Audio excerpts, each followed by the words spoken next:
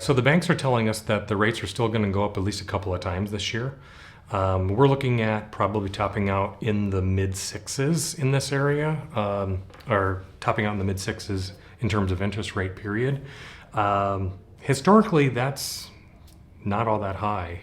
My folks tell me about when they bought their house at 13% and refinanced down to 9. So six is not bad. In fact, in the 90s, we hovered around 5% all the time.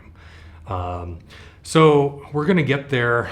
The point of raising interest rates is to slow people down in their buying process, make them think a little bit harder, find the right house, and not necessarily be bidding so much higher over asking price all the time and pushing those prices higher and higher. So ultimately, I think what's going to happen is you're going to start to see the market balance. You're going to have a little bit more inventory.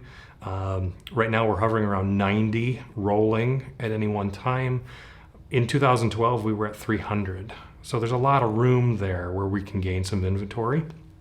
And people are going to be able to have a little more time to think when they're in their buying process.